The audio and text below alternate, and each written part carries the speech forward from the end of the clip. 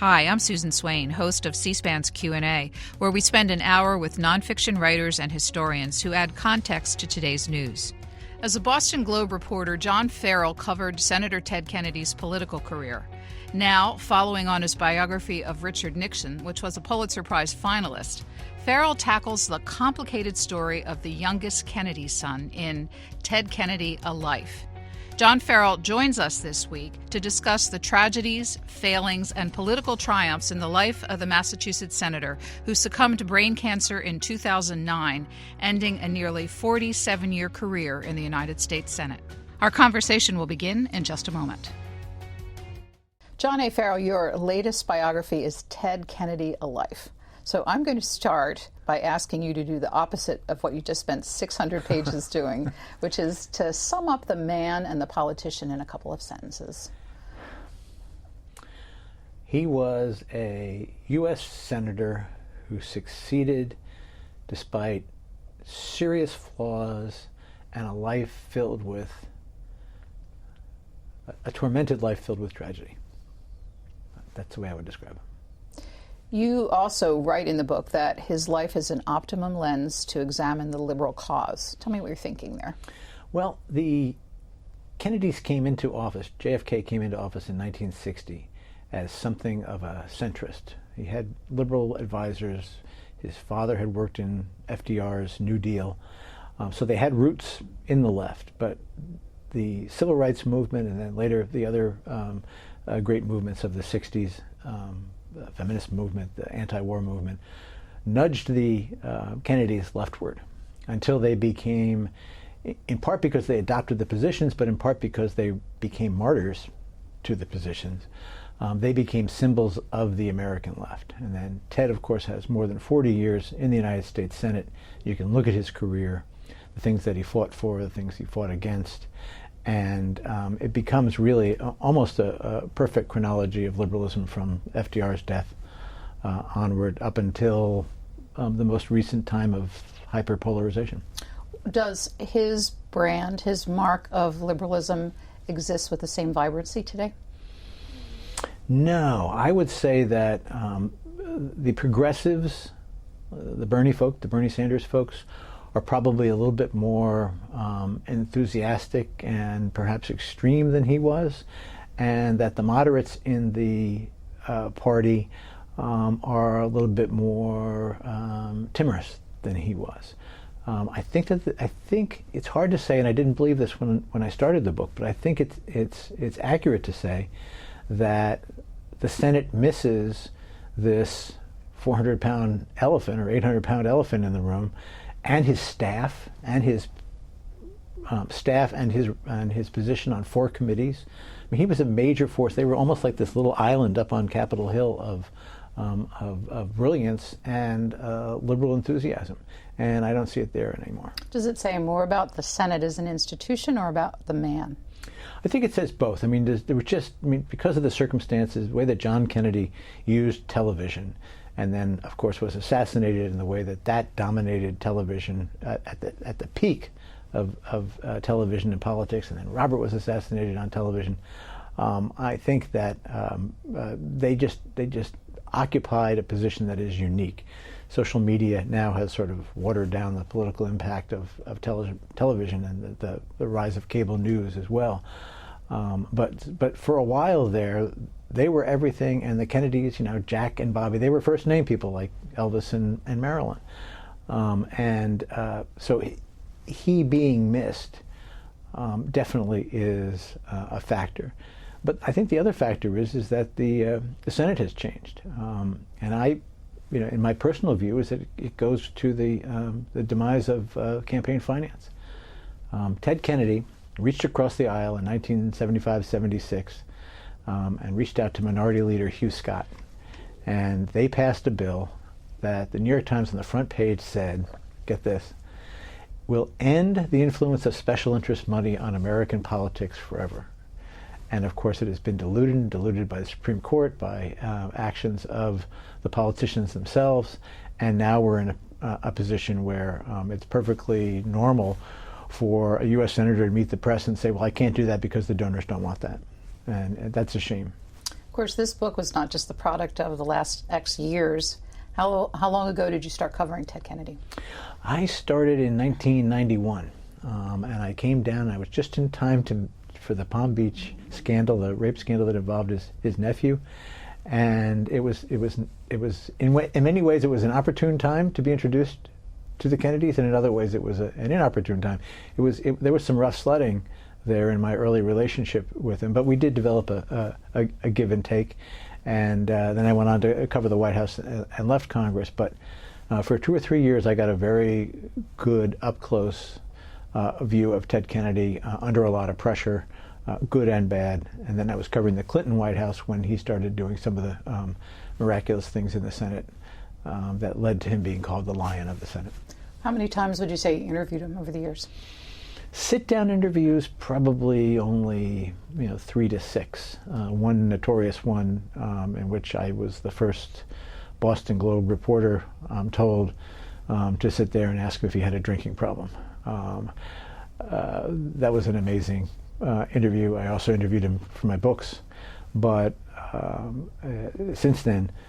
But mostly it was like, he was a great source. If you caught him up in the hallway, he would stop and he'd say, well, sometimes it was hard to, he had a way of mumbling, but he would say, well, this thing is not going anywhere because Warner isn't with it, and if you could decipher that, it was golden information. So lots of times in the halls, only probably three to half dozen times.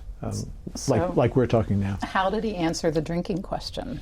I think he was a little stunned, and he immediately went from, hey, how you doing, to, oh, it's going to be one of those interviews, is it?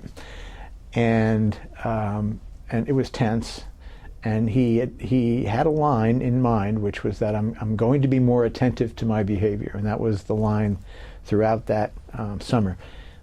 If you remember, his nephew was accused of rape in Palm Beach at Easter, and that summer in August and September was the Clarence Thomas, Anita Hill hearings. And Ted might as well have had a brown paper bag over his head because he was so exposed on the issue of sexual behavior, sexual harassment, but also just in no place to be making judgments about somebody else's moral standings. And so he was just silent. He sat there doodling sailboats on a piece of paper while Clarence Thomas and Anita Hill made the case for themselves. And I've had the authors of both of the standard works on the Hill-Thomas hearings tell me that if the Ted Kennedy who had been around 3 years earlier and stopped Bob Bork's nomination to the Supreme Court had been there that summer, that Clarence Thomas would not be on the Supreme Court today. But because he was compromised by his personal behavior, his political behavior was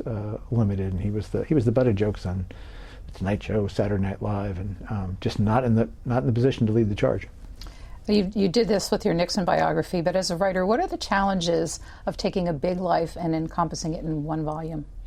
The challenge, and sort of what has over time become my thing, has been to take these people who are caricatures. Most people today, most young people probably know, if they know Ted Kennedy, it's the buffoonish mayor from the Simpsons television show. And if most people know Richard Nixon, it was the guy that when the bank robbers are about to go into the bank, they pull on a rubber mask and everybody laughs in the theater because it's a Nixon mask.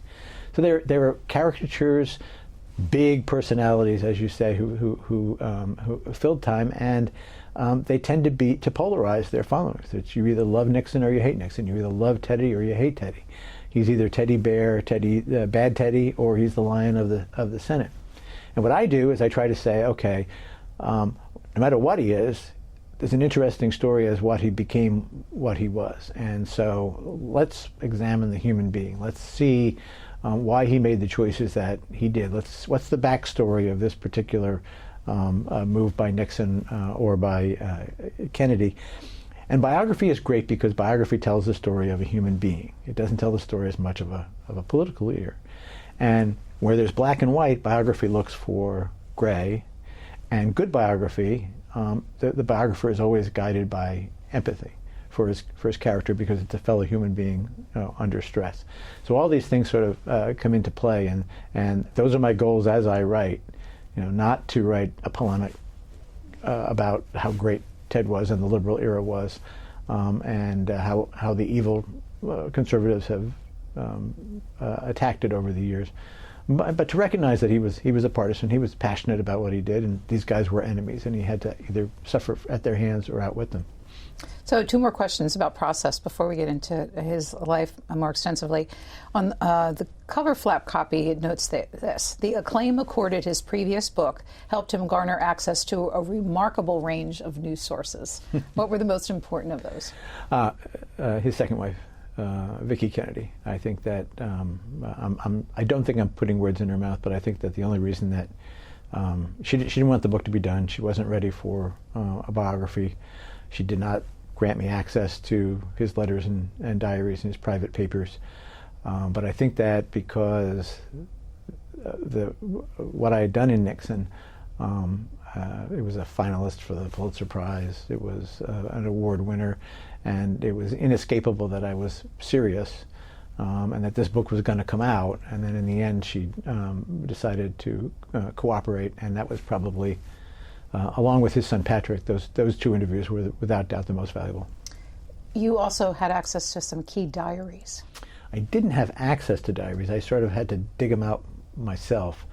I asked for the diaries because they knew they Whose existed. Diaries? Ted's. Mm-hmm. Ted Kennedy's diaries.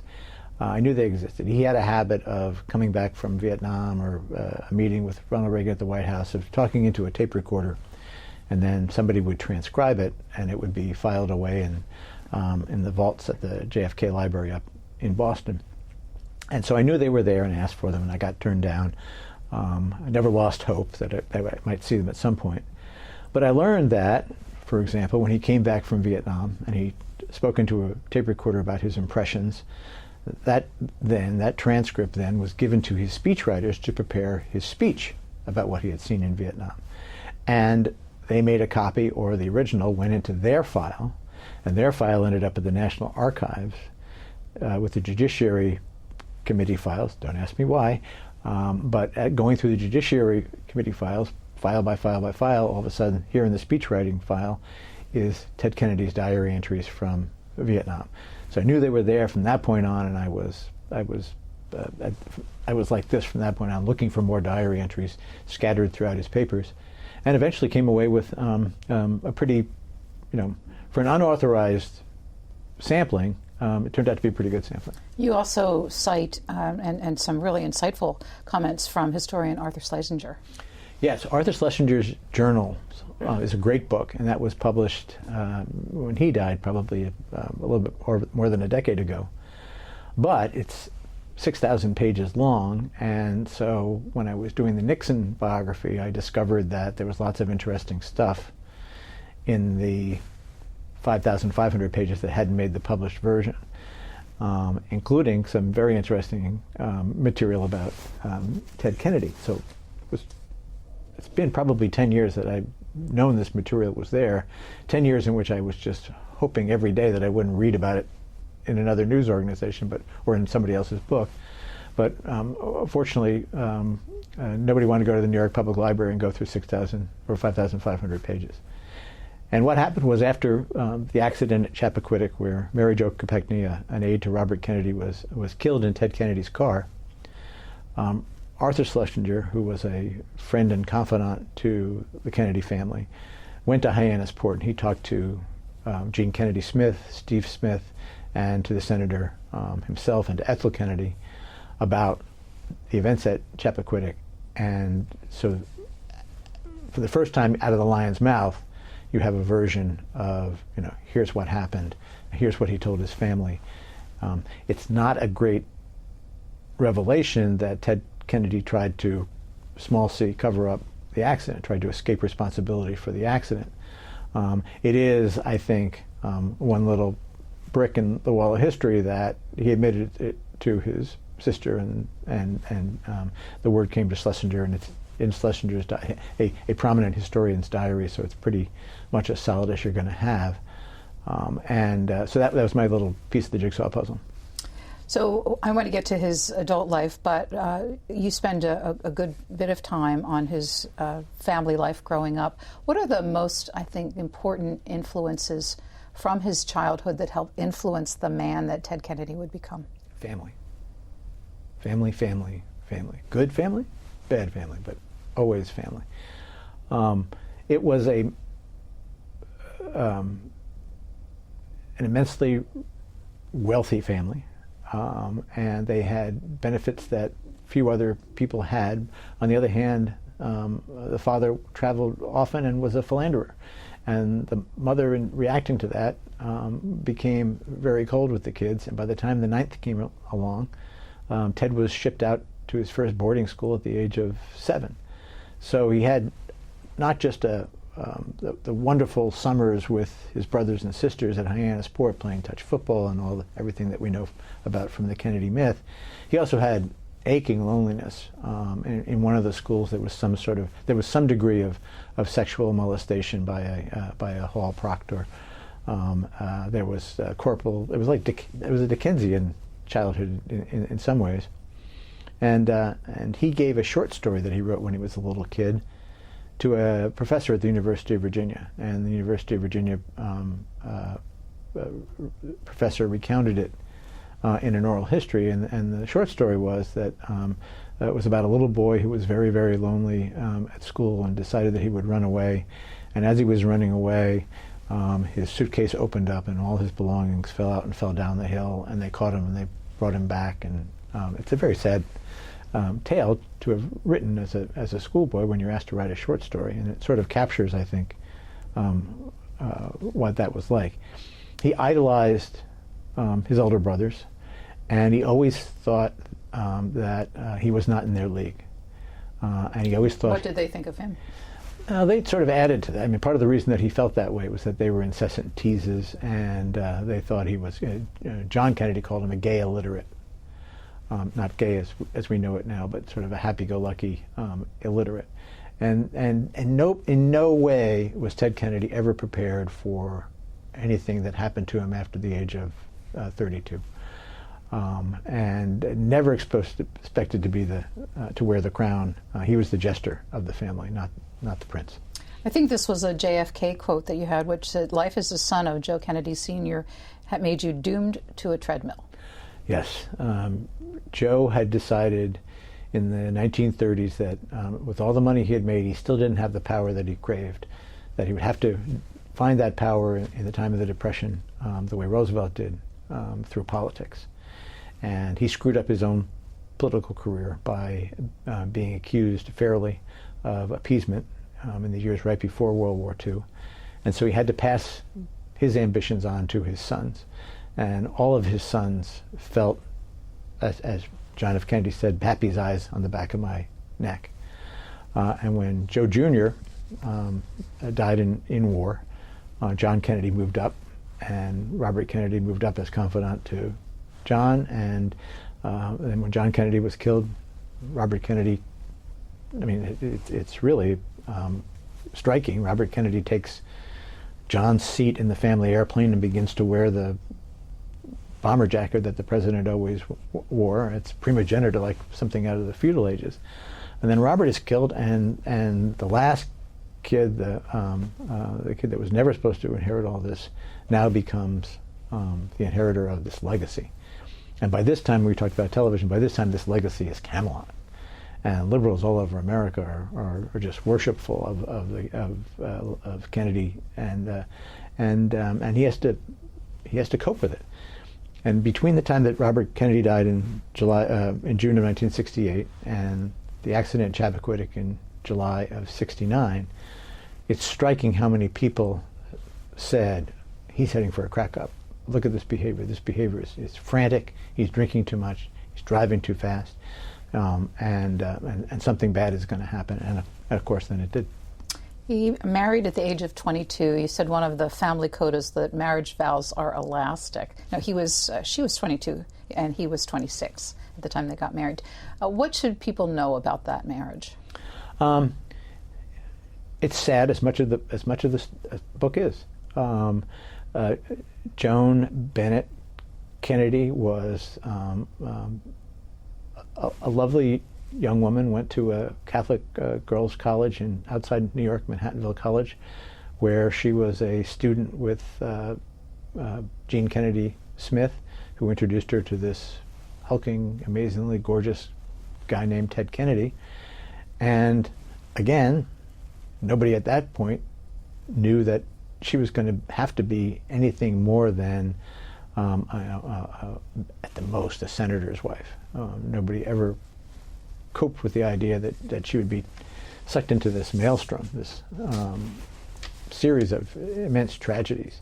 And they had one probably happy good year in Washington. He was elected in November of '62, and they moved down here, and so they had 1 year of the new frontier before JFK was assassinated. And from that point on, the stresses in their life led to her drinking problem,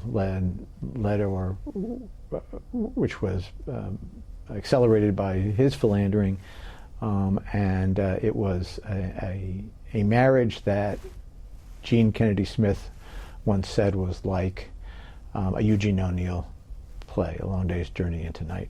Just tragic in almost every way. The union produced 3 children. How were they impacted by their parents' problems?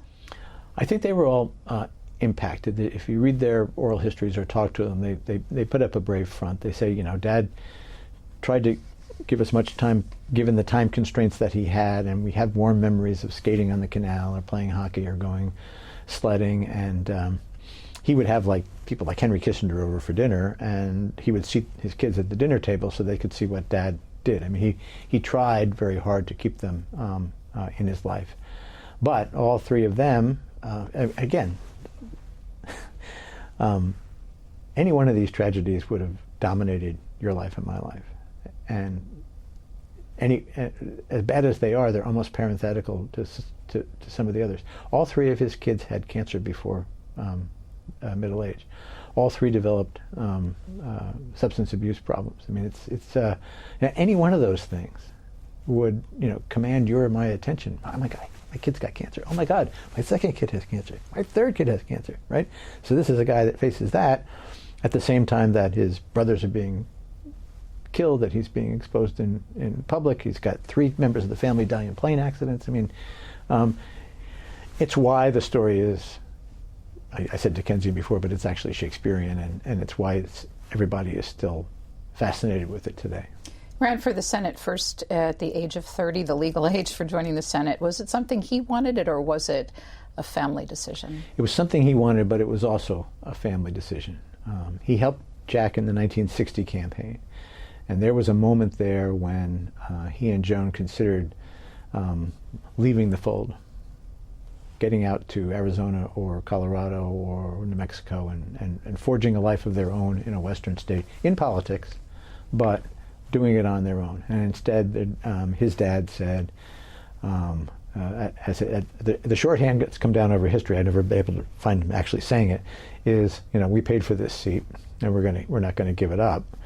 And Robert was going to become Jack's Attorney General, so that left somebody.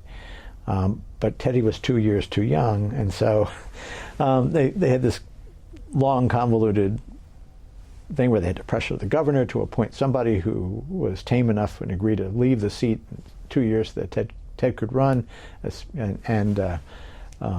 and he was installed as the U.S. Senator. It was amazing as a U.S. Senator. It was an amazing race nonetheless, because Eddie McCormick, who was the nephew of the Speaker of the House, John McCormick, ran in the primary against them, and so it became Teddy versus Eddie, and it was an astonishing moment in American history, and everybody at that time wrote about it. The Post, the Times, Life magazine. It was more than just a local race. It was totemic. I wanted to get this description of the Senate just on the record because it's so colorful. You write of the Senate in 1963 when he arrived. It was then a sump of aged men with liver spots, claws, and bourbon breath who strode the chamber with reptilian gait and hailed one another with mellifluent courtesies. Well, I probably should nod to Robert Caro and Hunter Thompson there. A very different Senate than today? Oh, yeah. And, I mean, the Everett Dirksen, for example, was the Republican leader. the 64 Civil Rights Act would not have passed without Everett Dirksen. The Voting Rights Act of 65 would not have passed without Everett Dirksen. The Immigration Act of 1965 would not have passed without Everett Dirksen. He worked hand in hand with Lyndon Johnson in the White House on all these things. I mean, they were a generation that had come together and fought World War II. And as they left World War II, they had two things in mind. One is that government can do amazing, good, big things. Dwight Eisenhower, a conservative, let's build the interstate highway system. I mean, today it would be, oh my God, what an abuse of federal power and impact on the taxpayer. But in that golden era, this generation said, yeah, that's a good idea. Let's do that. John Kennedy, let's go to the moon. Again, that generation, yeah, we can do that. We can do that. And because they had been in foxholes together, and because they faced this existential threat of being under the gun of Soviet nuclear missiles, they were together in a way that you can't imagine looking back today. They weren't all heroes. They had to be, all of them, including the Kennedys, had to be dragged by their collars, kicking and screaming, to pass that, to address civil rights and pass that Civil Rights Act, for example. And they got us into Vietnam out of arrogance and hubris. But it was an amazing moment in American history for these guys who came home and decided, we can do big things. And that feeling of national unity and ambition is totally lacking today, and that's a great shame. Where was freshman Senator Ted Kennedy on November 23rd, 1963? He was sitting, because he was a freshman, he got the duty of sitting in the Senate, presiding over the Senate. And so he was sitting there listening to somebody droning on probably about postal reform or some issue like that. And all of a sudden, up there in the dais, and all of a sudden, an aide came in and went over to the minority leader, and went over to the majority leader, or whoever was controlling the floor leader.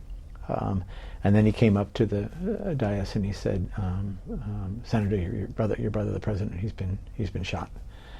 And immediately he left, and by the time he got back to his office, the news was on the radio, and his staff was shocked, and the telephone lines were totally jammed all over Washington. And it took him probably half an hour. He finally decided to go home.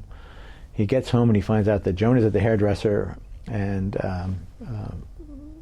his kids are over at the White House for a play date.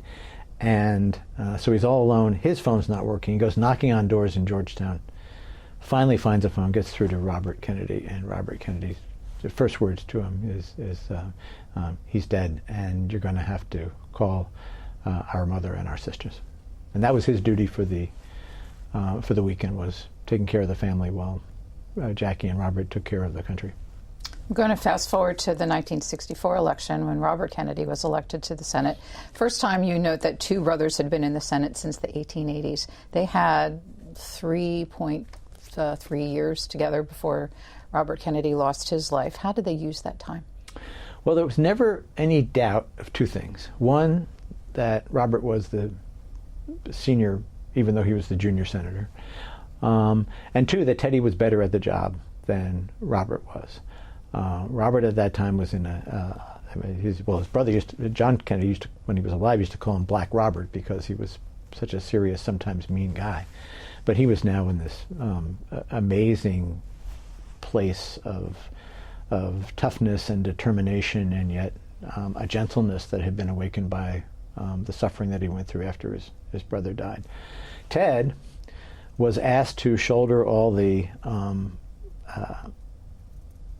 gruesome duties of dealing with the Warren Commission, because it was happy-go-lucky Ted, and everybody assumed that he was dealing with this well, and basically what he was doing, he was burying his own grief. And then Robert decides that to fill the legacy, he has to challenge Lyndon Johnson over Vietnam in '68, and Ted, being much more the legislator, the member of the Senate club, says, "Don't do it. You can walk into the White House in '72." And Robert says, "No, I insist. I got to go do it." And Ted says, "Okay." Dutiful younger brother says, okay, then I'm with you, and goes out and does a masterful job running the Indiana primary for him. And then in June of 1968, Robert Kennedy assassinated by Sirhan Sirhan. Ted Kennedy was how old at that point? Yeah, I didn't. There's one of these how old questions going to happen. He was born in 32, so what does that make him? 36? 36 yeah, years so old. yeah. And we have a video, the first one I want to show, from him delivering the eulogy for his brother. Let's watch that. My brother need not be idealized or enlarged in death beyond what he was in life. To be remembered simply as a good and decent man who saw wrong and tried to right it, saw suffering and tried to heal it, saw war and tried to stop it. Those of us who loved him and who take him to his rest today pray that what he was to us, and what he wished for others, will someday come to pass for all the world. As he said many times in many parts of this nation, to those he touched and who sought to touch him, some men see things as they are and say, why? I dream things that never were and say, why not? You report in the book that son Patrick said the toll was even greater on his father from Robert's death than it had been on John's. Explain. Yeah, Patrick has left politics and gone on to be an advocate for mental health issues. And so he knows post-traumatic stress disorder and other issues like other maladies like that. And he says that the constant referral to the two deaths, the movies, the documentaries on television. Ted Kennedy couldn't sit down and watch television. All of a sudden, there'd be a clip of some argument over the Warren Commission, and there would be the motorcade in Dallas, again, or there would be the chaos in the kitchen at the Ambassador Hotel in 1968 when Robert was killed. And so it was inescapable. It was always there, and yet among the Kennedys, and especially among the Kennedys' men, the idea that you would undergo some sort of just recognition of what it was doing to you, or much less counseling, was taboo, just not part of the family code.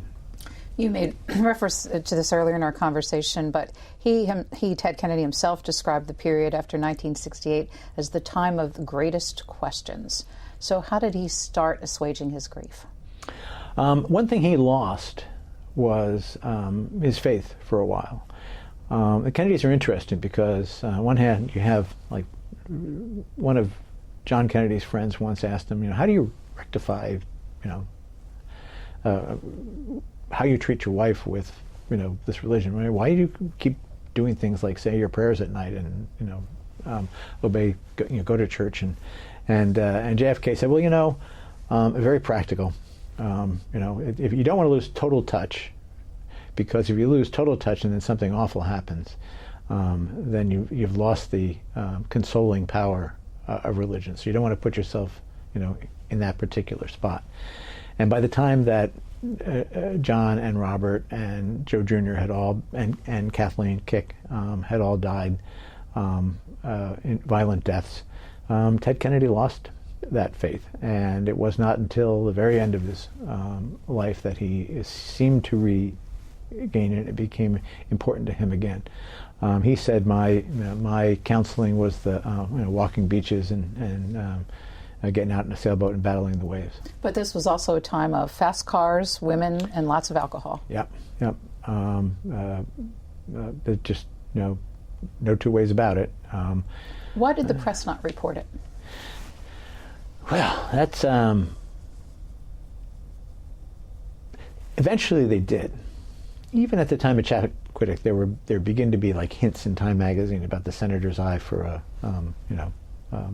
comely lass or something like that. I mean, very gentle. But it wasn't really until I think Chappaquiddick and Watergate were the two big shocking events for the press that said, the old days of, covering up for boys will be boys are ended. We have to examine character before we put somebody in the White House like Nixon, and we have to address Ted Kennedy's flaws because, my God, look what happened.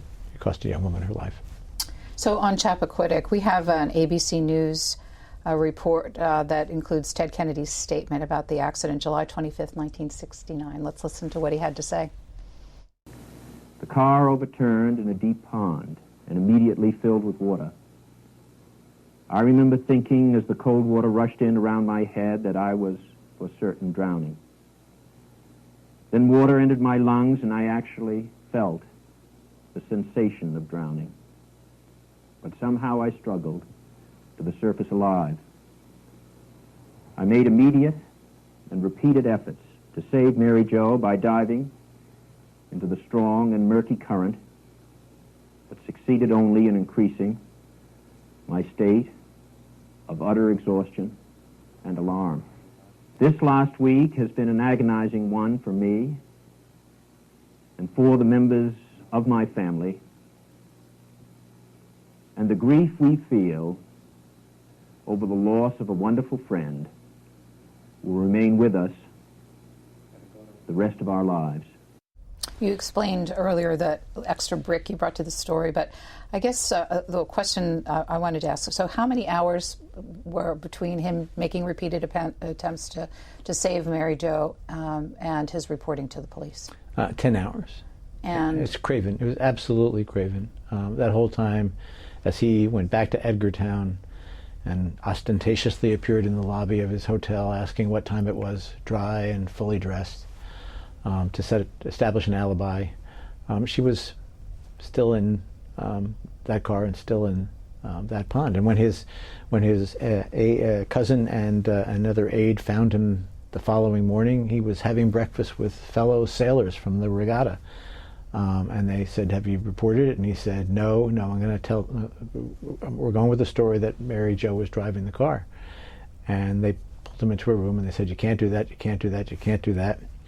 Still, they did not go to the police. They went to a phone so that he could call and talk to other advisors. And while they were doing that, they saw the ambulance / hearse go over on the little ferry to Chappaquiddick, and they realized that they had about 15 minutes to get to the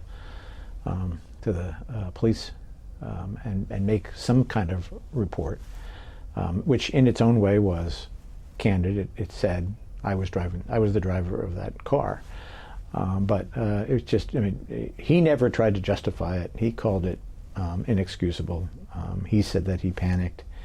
The awful part looking back, the awful part for a biographer is to realize that, boy, this was a crude attempt to stay out of jail and establish an alibi. if his name were not Kennedy, would he have been charged? If his name was not Kennedy, he probably would have gone right to a house and called the police, or stopped at the fire station on the way back to the cottage and called in. But if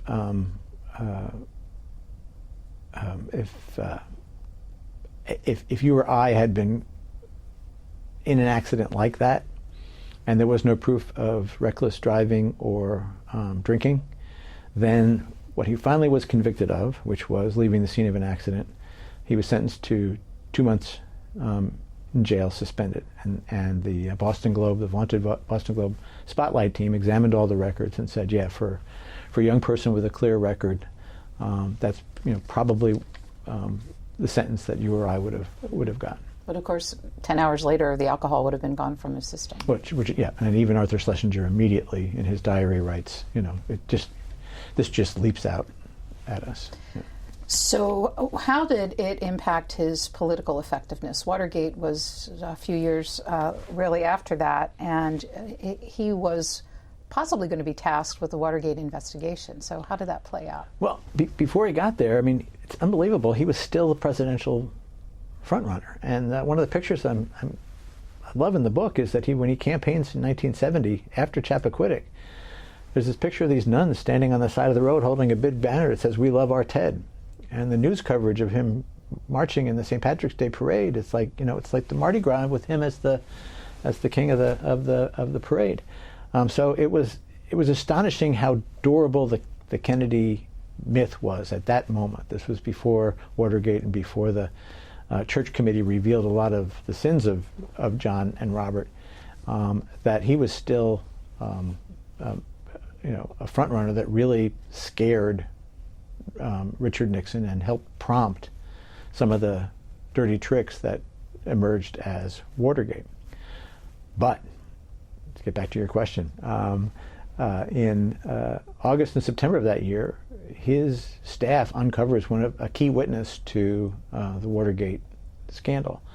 And rather than hold a big public hearing with television cameras, they leave it to poor Woodward and Bernstein to go knocking on doors at night and put the story together, because they were afraid, A, that it would be seen as political hatchet work, Kennedy versus Nixon, but B, their guy just did not have the moral authority to hold those kind of hearings, and they knew that he would be vulnerable on Chappaquiddick and what Teddy told Carl Bernstein, a lot of nickel and dime stuff, which meant other drinking and women episodes.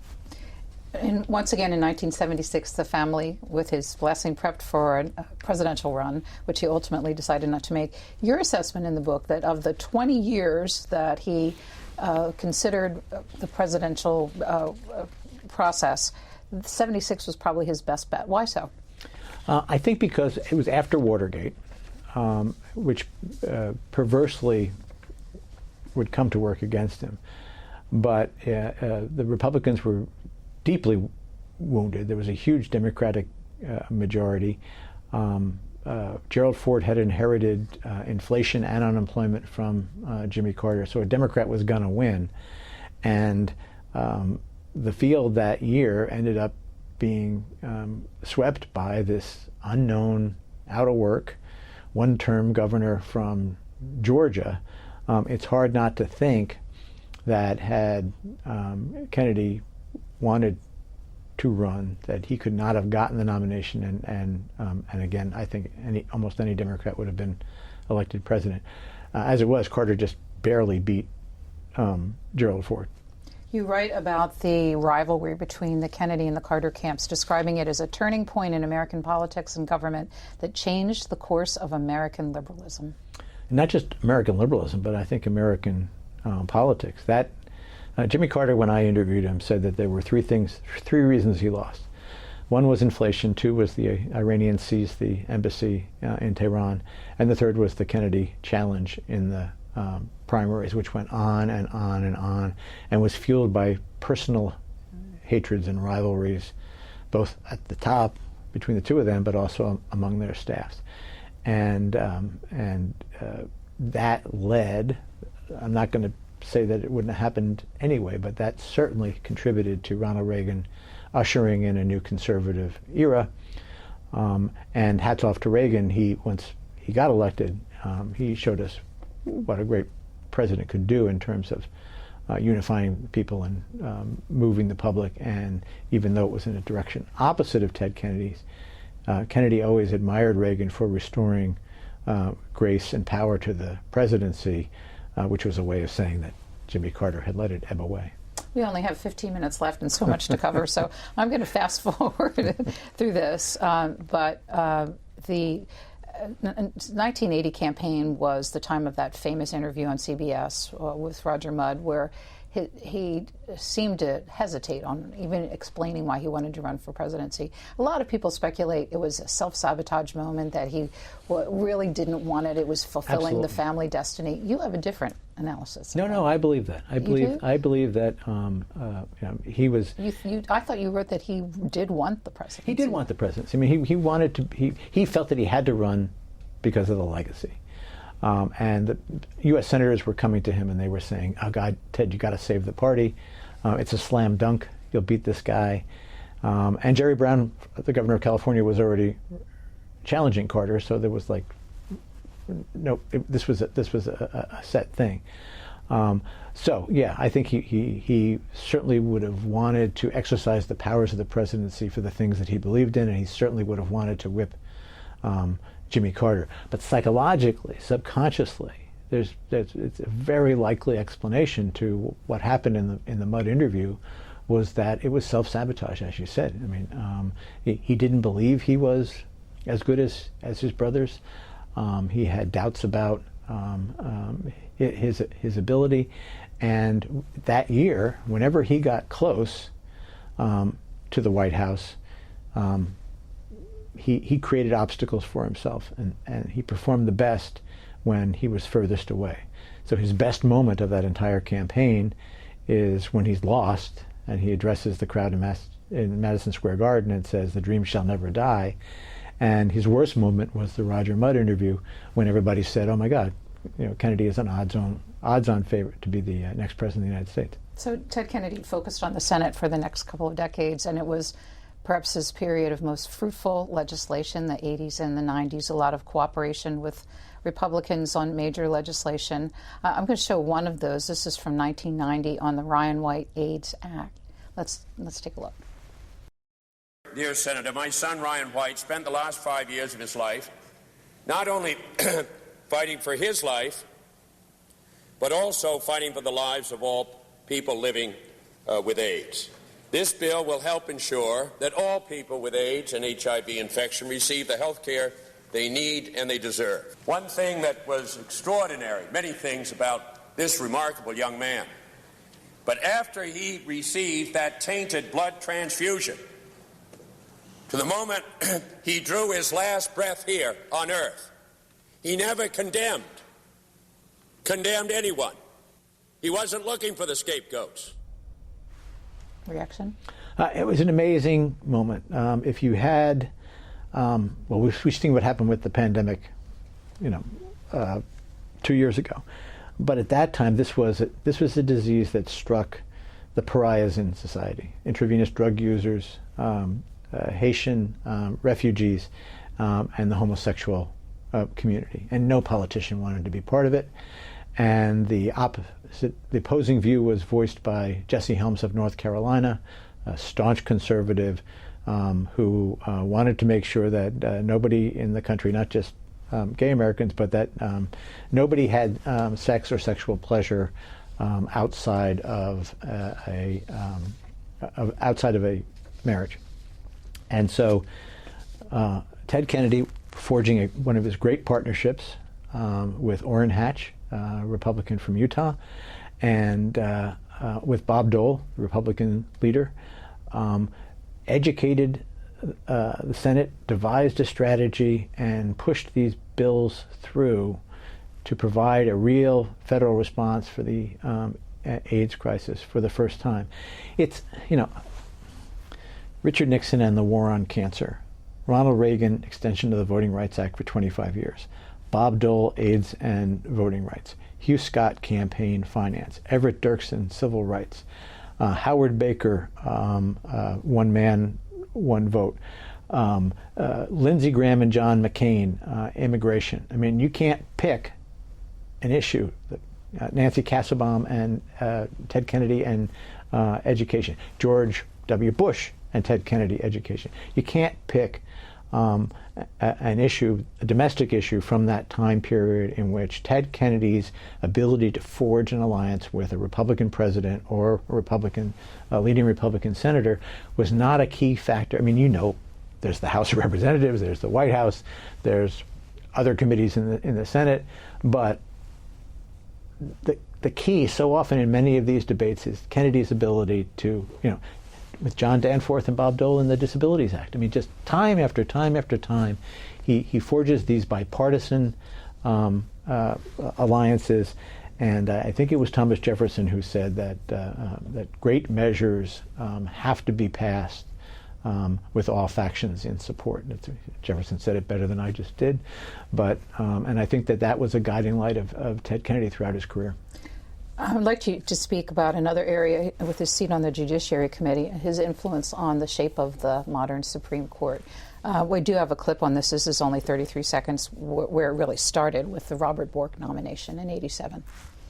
Robert Bork's America is a land in which women would be forced into back alley abortions, blacks would sit at segregated lunch counters, rogue police could break down citizens' doors in midnight raids, and school children could not be taught about evolution. Writers and artists would be censured at the whim of government. And the doors of the federal courts would be shut on the fingers of millions of citizens for whom the judiciary is and is often the only protector of the individual rights that are the heart of our democracy. So many people who are court watchers point to the Bork nomination as the pivot point when Supreme Court nominations became very partisan from that point forward. Ted Kennedy led the charge. Is he responsible for the direction? Absolutely not.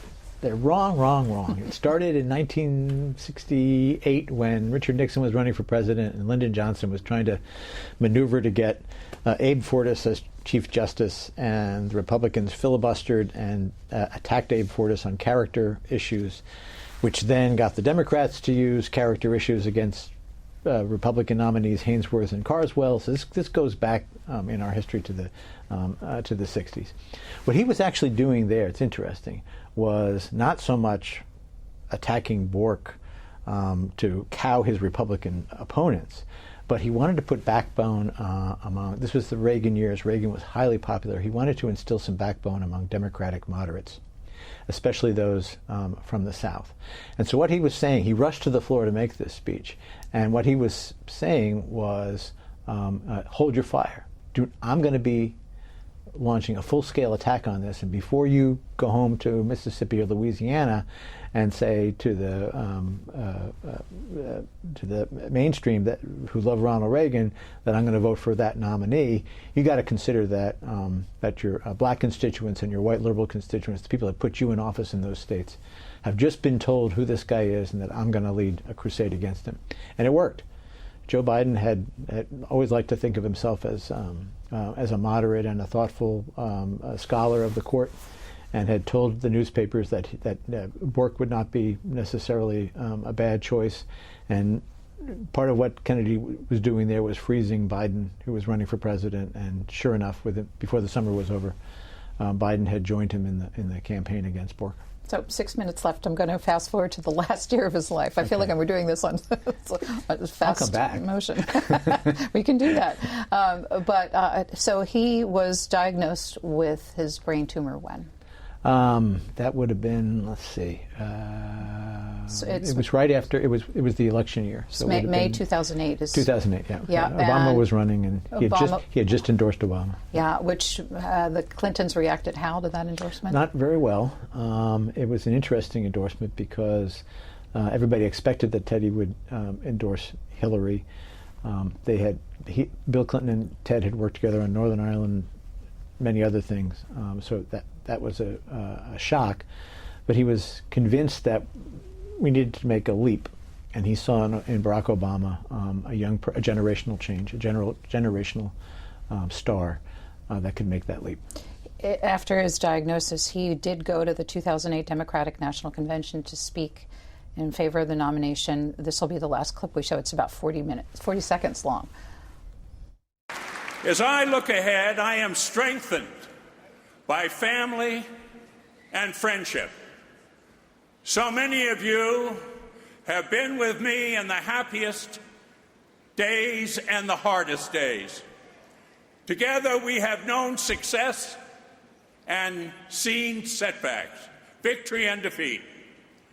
But we have never lost our belief that we are all called to a better country and a newer world. And I pledge to you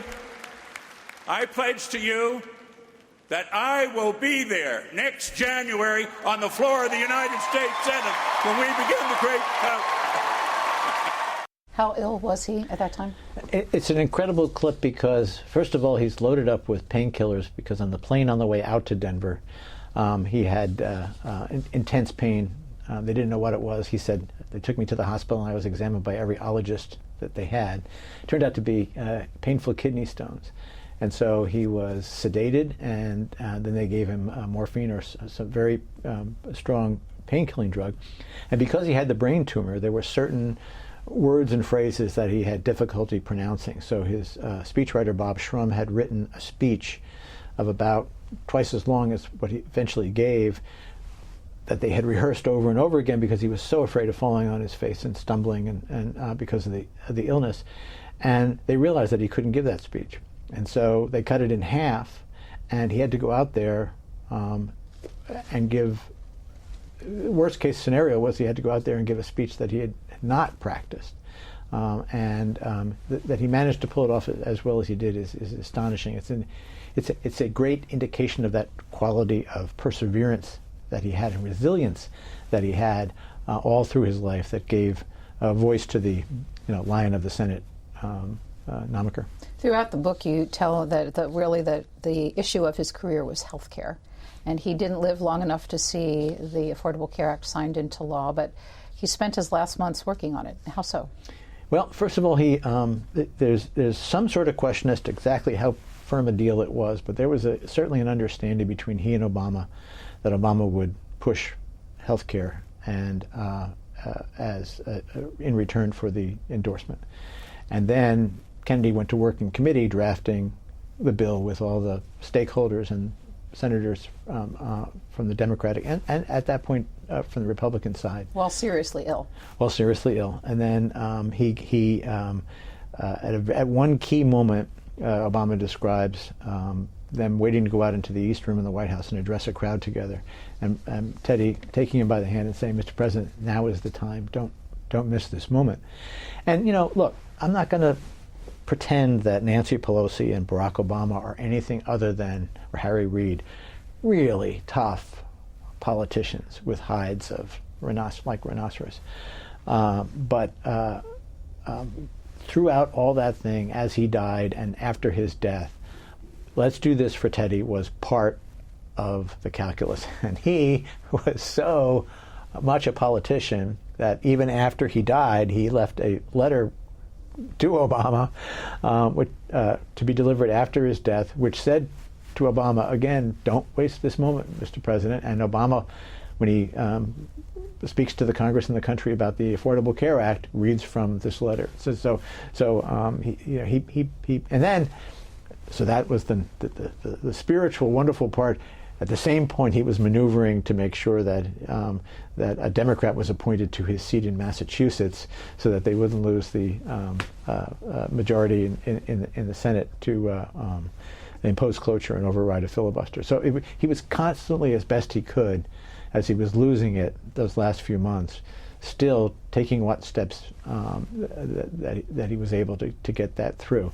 And Obama, in a very nice part of his own memoir, says that after the celebrations were over, he went back up to the residence in the White House, and he thought of two things. He thought of his mother, who had died of breast cancer, and he thought of Ted Kennedy. Well, there was lots more in that 77 years that we couldn't get to in this hour together, but thank you very much for spending it with us. The book is Ted Kennedy, A Life. John A. Farrell, the author, thanks for being with us. I like telling this story, as you probably can tell. Thanks. Thanks for listening to C-SPAN's Q&A, and subscribe to us wherever you get your podcasts so you'll never miss an episode. And while you're there, please take a minute to rate and review us. You can also send us an email about Q&A at podcasts@c-span.org. Send me your questions, your comments, or ideas. Your feedback is welcome.